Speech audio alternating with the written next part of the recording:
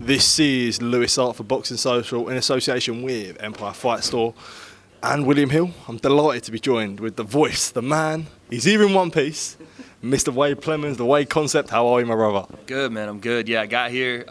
One half of the team not here, Christian. Get here safe, man. But yeah, we're here, ready to go. You know, you missed it though. You missed total carnage. You know, we was there in Sheffield when you was getting in amongst it at Sheffield. I think it was it tactical from you? You didn't want to be doing that again after the 2-1s in Austin and then in Sheffield as well. I left Ade to fend for himself, man. Shout out of the Oladipo. No, honestly, I just got in late, and when I got in, by the time I got in, the press conference had already started, and I didn't know where everybody was. I was just trying to get my bearings, but I did it. I heard it popped off, man. I heard it went crazy. So it was very good. A lot of carnage. This weekend, Misfits. We're in Telford. How you finding it? You know, what's Telford like? It's not the best of places, man. To be honest. That's the thing, though. I just got here, and Telford reminds me a lot of my home. You know, it reminds me, it's like not California, but where I'm actually from. At least from what I've seen, it's very quiet. It's like very kind of quaint. There's a shopping mall down here, and by the way, my bag. I don't have my bag. I lost my bag, so I might have to go and get some new clothes. Comment section, let me know what I need to get. But yeah, no, it's not too bad. I like it here. It's been dark, so we'll see what happens when the light turns on. You know. With this whole card, you know, we were just talking earlier about a certain Jon Jones. You know, this weekend, Jon Jones has come back for 3 years. I didn't expect that to be the most shock thing this weekend. Seeing tag team boxing has sort of taken the headlines, mate. We're gonna see, man. We're gonna see what this thing's like. I still don't know what to think of it. I'm gonna call it straight down the line. You guys are gonna know exactly what I think while it's happening. But you know, it's interesting. Maybe it's something that can fill a gap in the space, entertaining for some people, and we'll see. See what happens. I know it's not really a question for like you to sort of answer, but I asked it to Kala. How important do you think it is to sort of like be so careful on that line where boxing is the sort of sport where you can't take the piss? Do you know what I mean? People do get hurt in the day, and you don't want it to seem like you're making a mockery of it. What did Kala say? He was like, safety is the number one priority. You know, typical. Think what Kala would say. You know, of course, no, and he's right. You know, you do have. This is a fine line that we already walk, right, as influencer boxing, because we're putting people in there with less training, so we do have to protect them. So when you add another element to it that's a little bit unpredictable, like a tag team, you worry about it, or at least I do. So as long as it's done right and it's done, in a way that protects people and it's still able to have people entertained in that way, then that's fine. I worry. I'm in the same boat you do. I worry. I don't want us to become, a quote-unquote laughing stock. I know that, the old heads are always going to say stuff, but I want us to be able to still have our dignity and still have our reputation and still put on entertaining events. That's really it. Absolutely. Let's run through the card, stacked top to bottom. A lot of these fights are sort of 50-50s anyway, because they've not had much experience, but we've got a female flyweight title fight on the line. It's stacked. I just saw AJ in the hotel. She was making her fight gear. I guess it's not done. But she was saying that she's going to knock Astrid out. Astrid's saying she's going to knock her out. It's for the belt, so I'm excited about that one. I've had the pleasure of watching some private pad and mitt sessions with Astrid, and she looks pretty decent, obviously for the time she's been training. But who my favorite guy is now? I said this on Twitter today. My favorite influencer boxer in the scene right now is Tempo Arts. It's Tempo, man. That guy's awesome. I love it. We're both me and him are both from Kent, so okay. We've got it on our blood, man. We've got it on our blood. There you go. He's clean with it too. I don't know how long he's been going. I saw from him being on this card. I went back and watched his previous fight. I'm like, oh my Lord, he wants to bang. He wants to get in there and throw leather. So him and Godson. Godson is huge too. That man's big. So heavy leather early in the card. So I'm excited for that one. One thing about Tempo Arts, his last fight, for a big guy, he moves good. His head movement is good, bro. It's good. What I love watching is movement, is skill, is finesse, is a little bit of flair, right? He has all that for a guy. What is he, 280 or something like that? For a guy his size to be able to hit and throw the big hooks and walking forward, I love all that, man. So much inspiration that you could take from his story as well, sort of losing so much weight. Yeah, he's like this. I was reading up on it. It said he was at 360 pounds at 16 years old. He's only 18 now, right? Yeah. Kid's so young, man, and he's got such a bright future. So 80 pounds over 2 years is awesome. Keep going, brother. So, yeah.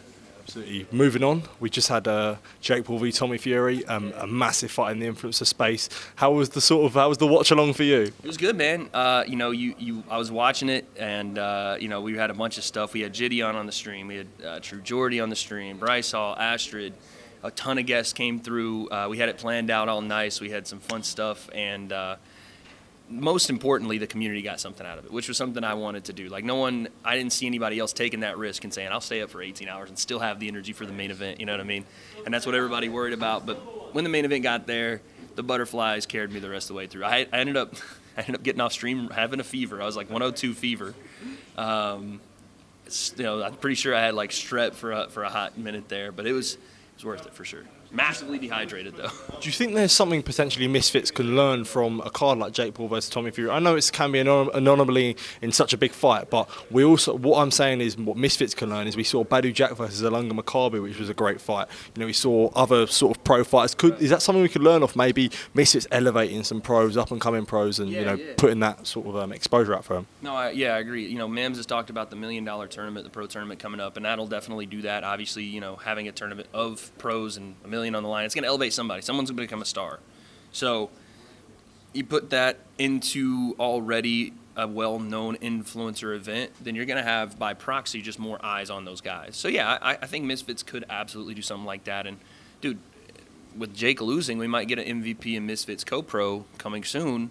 So potentially you could see that pro guys from the Misfit or the MVP side and the Misfits entertainment side. So is there a worry of potential politics within influencer boxing where you got MVP, you got Misfits, you got Kingpin, you got just like how we have it in the pros with PBC and Matchroom and stuff like that? Do you feel like there's a worry that could become infiltrated in influencer boxing? It's tough because the reason we worry about it in pro boxing is because well, I guess, no, you could have it here too. Certain promotions, stronghold their guys, and you can't fight this guy because he's not with this promotion, right? Or the same thing that we could potentially run into in the influencer scene with belts, right? Like, we're not necessarily a commission or a committee, but having a WBC, our own version of a WBC, WBA, WBO, IBF, lineal. It's like, at some point, it could get like that. You hope that everybody can play nice. I don't know if we can, but we'll see. But right now, I do think it's better to have more places for guys to go.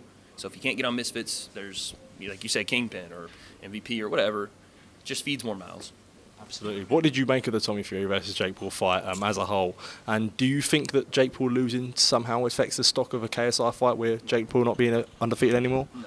I don't think it affects that fight specifically. I think it affects a lot of Jake's fights moving forward. I think it just opened a lot of people's eyes to where Jake actually is. Like I said this a second ago, he's an athlete that fights, that boxes. He's not a boxer. And right now, that's because of the time and the experience and stuff you just can't learn in a short amount of time.